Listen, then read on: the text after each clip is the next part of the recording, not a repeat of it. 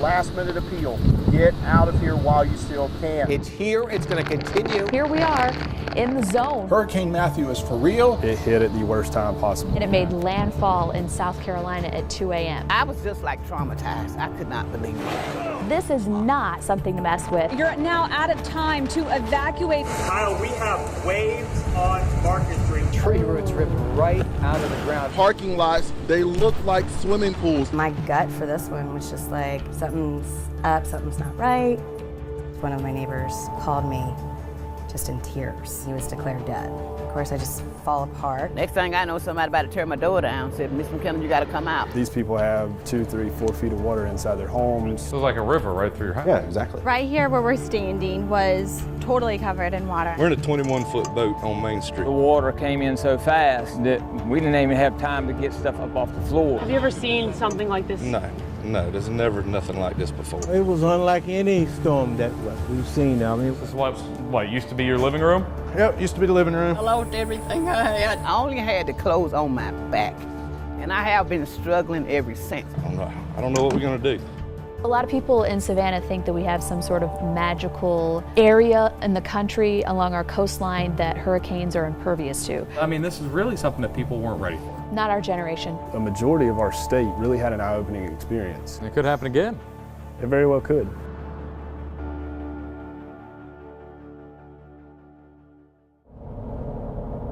So say we're about 15 or so miles from the South Carolina-Georgia line. We're here on I-95. We're headed south. We're headed to Savannah, the first stop on our trip to retrace the path of Hurricane Matthew. And when you think about this area and where we're driving through, 365 days ago, 1 year ago, this place looked completely different. A lot of it was underwater. Wind damage was all over the place. And while it's cleaned up, they still have a long way to go. Well, what I think is really telling is some of the places we're going to see over the next few days on this trip are places that might be dry now, but they're still not recovered. Yeah, and I think it's easy to forget about these storms when they pass in the months after. The cameras leave, the stories move on to something else, but these people are still really hurting.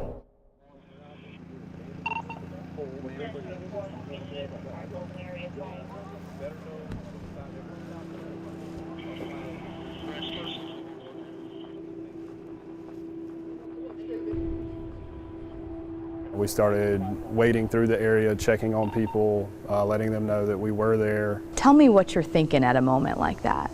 The biggest thing is trying to put yourself in their position. We're there to do our job, but we also have to understand the situation that they're going through. These people have 2, 3, 4 feet of water inside their homes. They're seeing things that they worked many years to accomplish being destroyed right in front of them. With Hurricane Matthew, it hit at the worst time possible. We had high tide right at the worst part of the storm. Did you guys learn anything from Hurricane Matthew? I believe not only our city, our county, but a majority of our state really had an eye-opening experience. I think it was a lot of people that had the attitude of this won't happen. It's never happened since I've been here. It's not going to happen. And now they see that it can happen.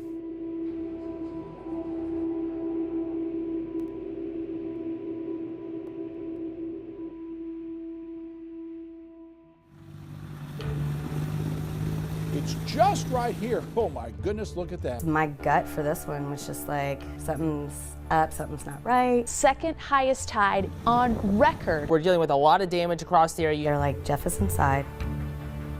There's a tree on your house. And I collapsed on the floor.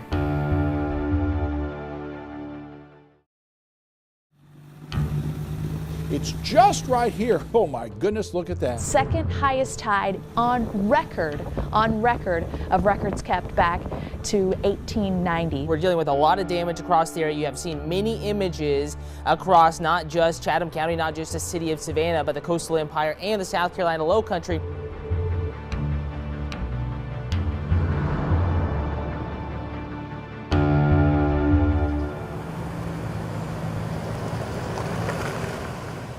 People just thought that We were going to get a little bit of wind, a little bit of rain. The center of the storm right there, 40 miles off the coastline.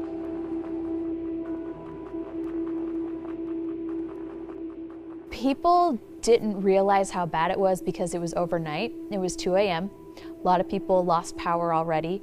They were listening to us in the dark. A lot of people in Savannah think that we have some sort of magical area in the country along our coastline that hurricanes are impervious to. They'll just bounce away, or they always turn. Well, you know, this one didn't turn, and it hit right here. So, I mean, this is really something that people weren't ready for. Not our generation. We're currently now in Savannah. Tell us where we're going. So this woman, her name is J.C. Davis. She just has a heartbreaking story. Her husband died last year, a year ago, after Hurricane Matthew. She evacuated with her children. Her husband stayed behind because he felt like he needed to help others. And so we're going to get her story. She's really passionate about sharing it and making sure others know the dangers of staying behind even when officials tell you you gotta go. Why? I just woke up. It's like the storm turned. My gut for this one was just like, something's up, something's not right.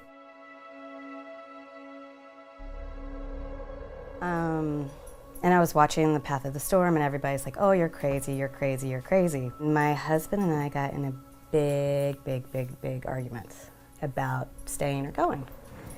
And I was like, we need to go. I grew up in hurricane country. I know what this is like. I can feel it in the air. It's gonna be terrible.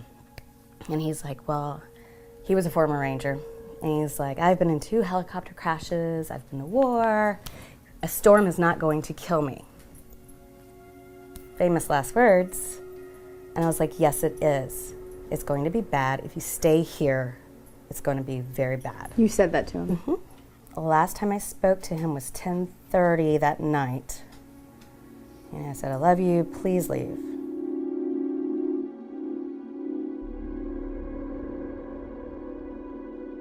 My neighbor goes, oh God, we gotta call you back. And of course, I'm having all sorts of scenarios going on in my head. One of my neighbors called me just in tears. And he couldn't even talk to me. And he handed the phone to my other neighbor. They're like, Jeff is inside.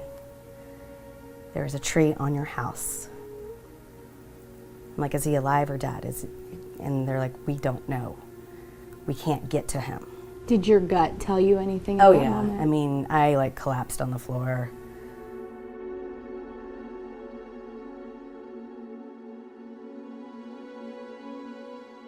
We never went home again. Ever. It's a very unsettling feeling. Here's this person who was a Ranger in the Army, U.S. Border Patrol, and a damn tree kills him. One of the last conversations is, a storm's not going to kill me. There was no power here for days. The funeral home didn't even have power. So he sat in a body bag for days. When you hear someone saying they're going to stay behind now, what do you think? Oh, I want to shake them. I think they're stupid. I think they're selfish. I think they're dumb.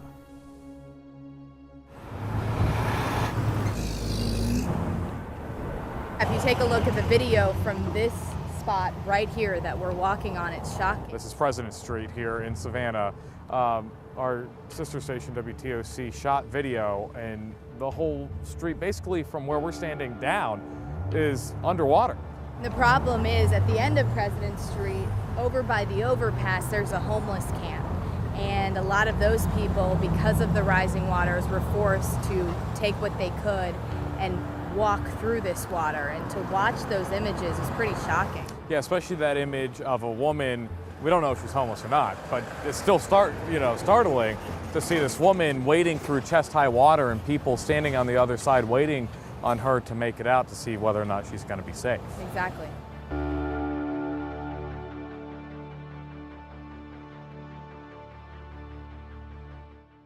We're standing in a home that was flooded by Hurricane Matthew and the 1,000-year flood, and now has just been hit again by Hurricane Irma. This home is an example of what the victims of Hurricane Matthew will soon be getting. You're the disaster man, basically. I'm the disaster recovery man. These folks in the homes don't care about your. Oh, no. What they want to know is, when can you put me back in a safe, sanitary, and secure home?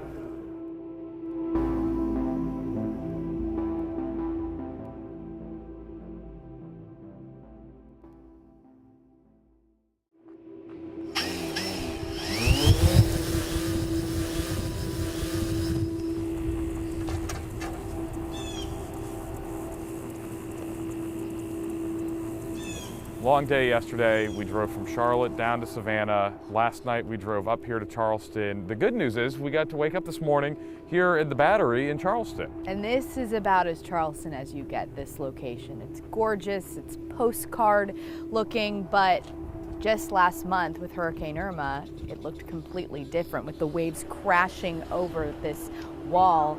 We were just talking to a woman who said that the floodwaters were almost all the way up to the beautiful homes here. That's right, and it was about the same thing this time last year in Hurricane Matthew. This is a place that when Charleston's hit by hurricanes or near a hurricane, this place gets flooded. If you live in a place like this, you know it's a threat. You know it might happen, and you might get some damage. But the extent of the damage with Hurricane Matthew was nothing like they'd ever seen. That's right, it was a lot, and I think we learned yesterday that there's a big difference between knowing it might happen and it actually happening to you. And now we're hearing about people who in South Carolina were impacted by the bad flooding they had in 2015, and then a year later Matthew came and their houses were destroyed maybe for a second time.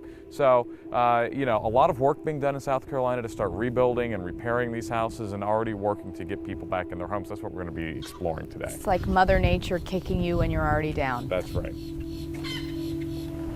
The gusts are coming in so strong right now. Kyle, we have waves on Market Street. Conditions continue to worsen. If you think it's been bad, it's going to get worse. So much flooding right here behind me. We got a direct hit from Hurricane Matthew. We're just outside of Charleston. These houses seem like any other neighborhood, but this actually has been hit real hard by Hurricane Matthew.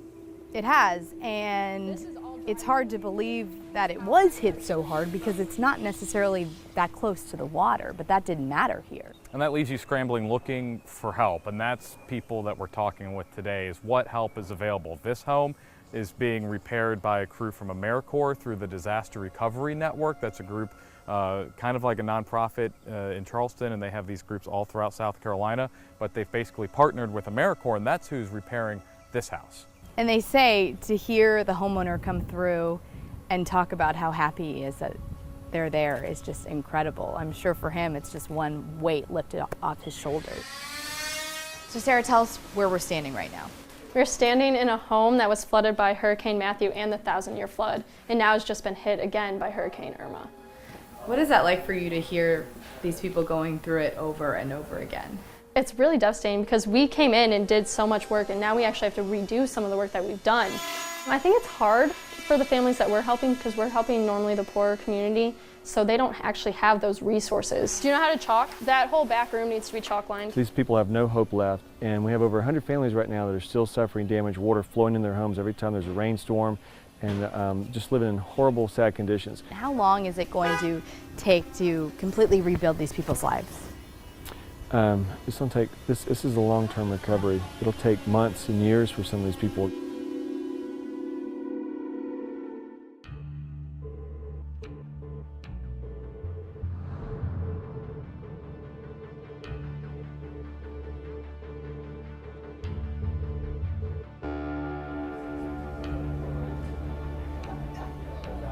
We are the South Carolina Disaster Recovery Office. Our mission is to conduct the long-term housing recovery. You're the disaster man, basically. I'm the disaster recovery man.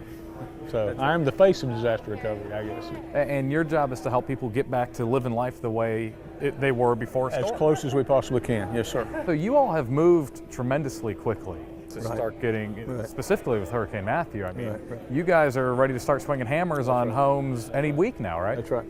For Hurricane Matthew, which happened a year later, probably by, I would say by mid to late October, we'll turn over 10 homes. By mid to late October. Right. So less, right. Now, like right at a year. That's basically. right. That's right. We would be the fastest. We're the fastest anywhere the nation.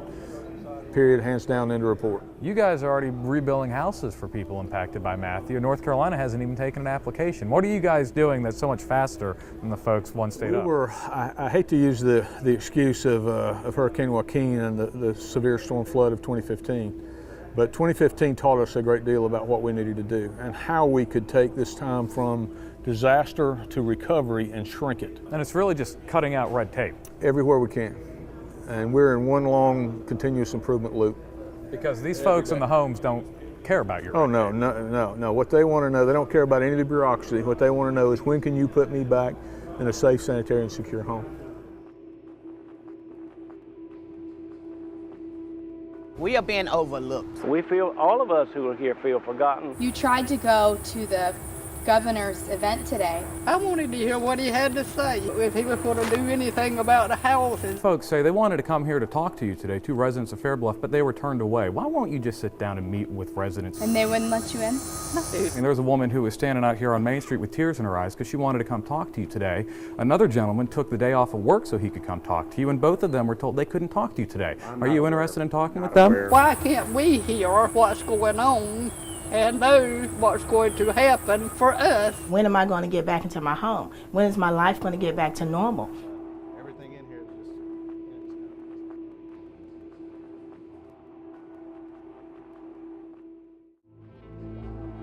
You always think this is the kind of stuff you only see on TV. Hurricane Matthew pummeled the town of Fairbluff. Roads look more like rivers. We're in a 21-foot boat on Main Street. Have you ever seen something like this? No, there's never nothing like this before. I don't know what we're gonna do. Maybe it'll go down and we'll start over, I reckon. It's our town.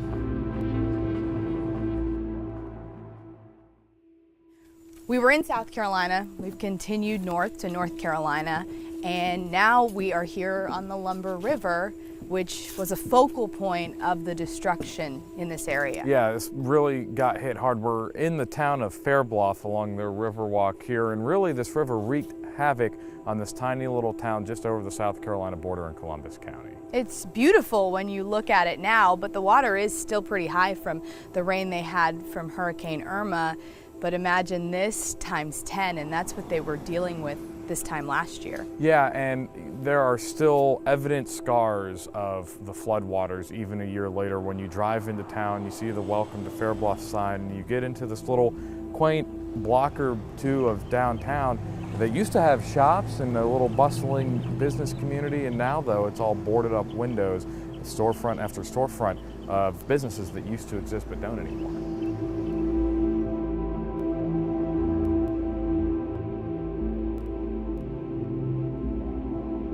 It was like a river right through your house. Yeah, exactly. We ended up with about, I think around 26 or 27 inches of water inside of the house. The water was in the house like 9 or 10 days.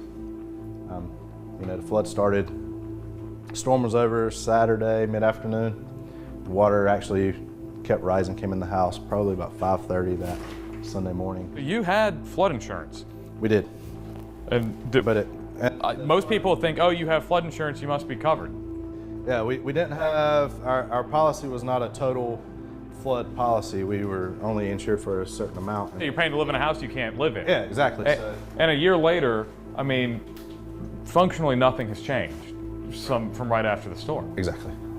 Nothing's been involved or changed or, And there's no help on the horizon? We don't know. So basically you're stuck in limbo. Yeah, we're stuck. With a house you have to pay for but can't live in. It looks like this. And you don't know when help's gonna come. Exactly. Or if it's gonna come.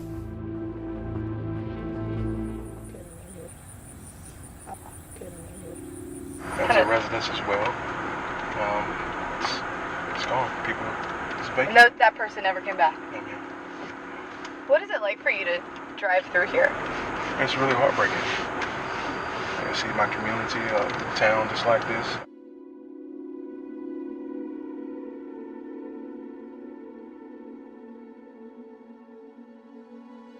You stopped me because you said that there's been a lot of focus on the Main Street, but not back here.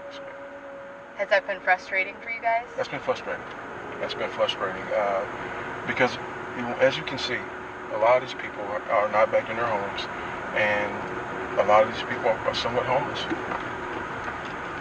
Where did they go? A lot of them are living with relatives. It looked like a refugee movie. People were fleeing. They were fleeing the storm. And a lot of them were carrying just a few items in their arms, trash bags, and that was all that they had. Do you think this place will ever be the same? It'll ever get back to normal? That's my prayer. My prayer, my hope is that it can come back. Walking down Main Street here in Fair Bluff is incredibly sad. When you look at these storefronts, this is a hardware store here, you look through the window and it's like time stood still. The inventory, all the products still on the shelves, except everything is destroyed. You can think of it as items, but you can also think of it, this is someone's livelihood.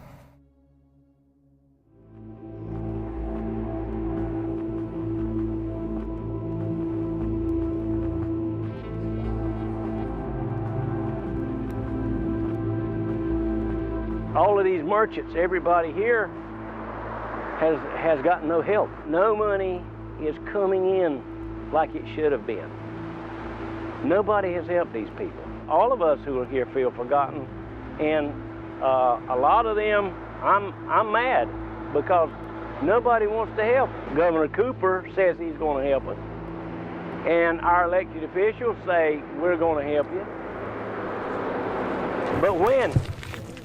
We're here at a school in Fair Bluff where Governor Roy Cooper is going to be visiting in about half an hour. He's visiting to tout and look at the recovery efforts, the cleanup process from Hurricane Matthew. We've been in Fair Bluff all morning and we've heard from a lot of residents who say they wanted to come to this event to tell the governor that they're really unhappy with the way the cleanup process has been going. They say they don't know when they're going to be helped. We've talked to probably at least a half dozen people like that today. So we're going to go inside and we're going to ask these questions. We have been asking for about a week now to do an interview with the governor's coordinator who's supposed to be coordinating Hurricane Matthew relief, but they never got back to us and we haven't had a chance to ask their questions. So we're going to go inside and put them to the governor instead. Hey, everybody.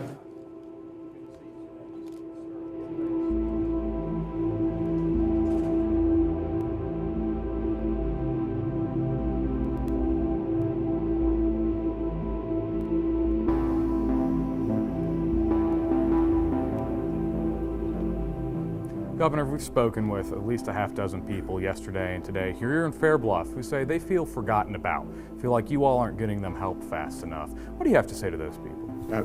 Victims of storms can never get help soon enough, and I know we are committed to helping them. You tried to go to the governor's event today.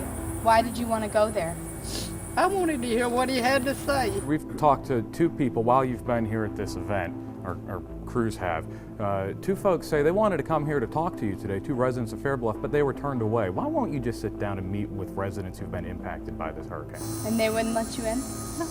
They said that it was a closed meeting, that it was only for like commissioners. We've met with dozens of residents who have been impacted. We've been in homes that have been flooded. We want to make sure that we have people on the ground who are talking to them. Why can't we hear what's going on and know what's going to happen for us? Well, then why are you turning people away? I mean, there's a woman who was standing out here on Main Street with tears in her eyes because she wanted to come talk to you today. Another gentleman took the day off of work so he could come talk to you, and both of them were told they couldn't talk to you today. Are you interested in talking with them? Not aware of any of that, and certainly want to talk to as many people as I possibly can to make sure they get the help that they need. We are being overlooked. Our recovery process is not as fast as we feel it should be. And I'm not going to tell them to be patient. They don't need to be patient. It doesn't sound like you guys are getting all the help that you need down here. No, we need money, money, money.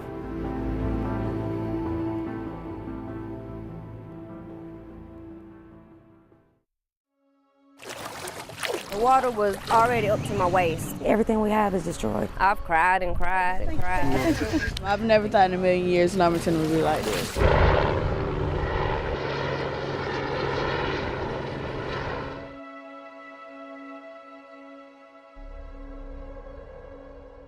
So right here where we're standing was totally covered in water. I know that can be a cliche where people just say, oh, this was covered in water, and oh, the water was up to here, or oh, they lost their home, everything was gone, it was flooded. But to actually remember and recall those things and see how it is so real, it just kind of gives you a whole new perspective than if you're sitting at home watching it on TV. To know that, okay, this is my job, I'm here to tell their story, felt like a weight was on my shoulders, but it was also like I was giving them a voice for them to be heard. You kind of question yourself when you are a reporter, like, what is being done? Has the cleanup really even begun?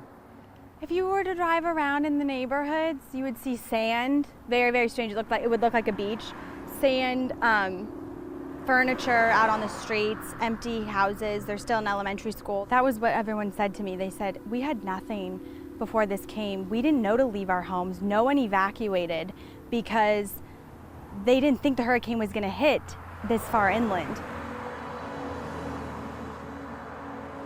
We're standing at a home in Lumberton right now. It's about 30 minutes west of Fairview. It was another community that was among the hardest hit by the flooding after Hurricane Matthew. Yeah, so many of these homes were just decimated, and where these homeowners are trying to get money from the federal government, from the state government, when they're not getting enough, they're turning to organizations like the Baptists and the Methodists, who are really doing amazing work here, and they're kind of filling in that gap. Yeah, and as you drive around these streets, as you talk to people in communities like in Fair Bluff, where we were, and like here in Lumberton, you hear that they need all the help they can get still. It's been a year, but they still feel like people have forgotten about them. Yeah, I talked to a man who got $800 or so from FEMA. Obviously, that's not going to fix his house that was completely destroyed, but the Methodists are there now rebuilding, completely giving him a brand new home, a home that he had lived in for his entire life. And without organizations and faith-based places like that, he wouldn't have that opportunity. Would you say this community has been able to put itself back together since that storm? No, it's hard. It's hard. This is a poor county. We need it. We are being overlooked. You feel like you've been forgotten? Yes, we have been forgotten. Not only me, most of Robertson County. We still have approximately 800 homes in North Carolina that are not occupied today. How much need is there still here in Lumberton after Hurricane Matthew? I mean, we really have just touched the surface of recovery here in Matthew. We're probably about 20 to 30% in. Our recovery process is not as fast as we feel it should be. And there are several factors for that. Some of that, you know, it's on a state, federal level. It doesn't sound like you guys are getting all the help that you need down here either. No, we need money, money, money.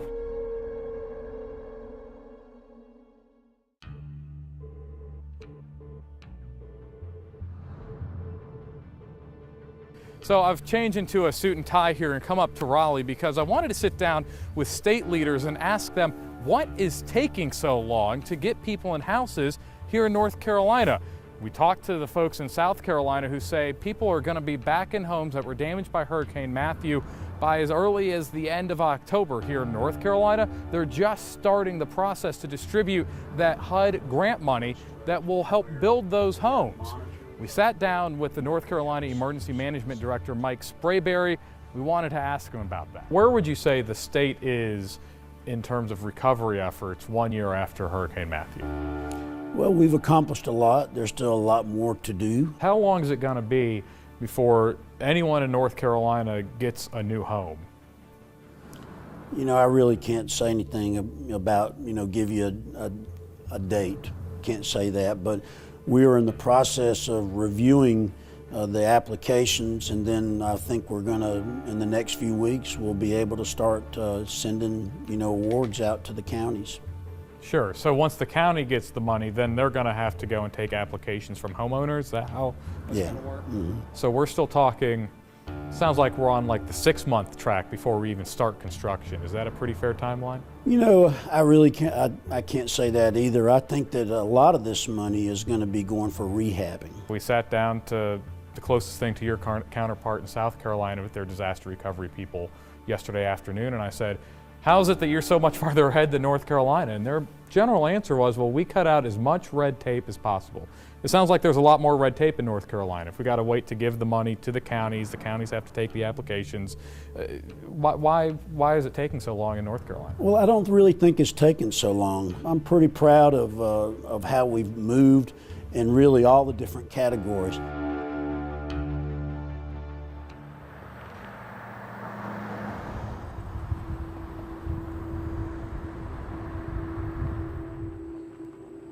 So in 4 days, we've been to Savannah, Charleston, all through South Carolina, up to Myrtle Beach. We've been here in North Carolina in Fair Bluff and Lumberton. We were in Raleigh briefly as well. What have we learned from this trip? We've learned that there is a huge discrepancy between what's going on in South Carolina and what's going on in North Carolina. I would say it was pretty eye-opening to see what these people are still going through. They're hurting and they're desperate and they feel like nobody's helping them. Yeah, that's my big takeaway is the number of people we talked to who just say they felt forgotten. And they say that help can't get here fast enough. And then when you consider that the recovery effort's going to take at least 1 to 10 more years, you really start thinking what it's like to have your life so much disrupted like that. And it's just, you really can't fathom. There's also a sense of not only just forgotten, but they're angry. I think after a year of waiting, that sadness and wondering when they're gonna come and at least a little bit of hope turns into anger, because we were hearing the same words from person after person when we were in Fair Bluff and Lumberton. They're not getting enough help, and right now they're feeling like they're never gonna get enough help. That downtown, I asked people if they think it's ever gonna look how it did before, and they say no.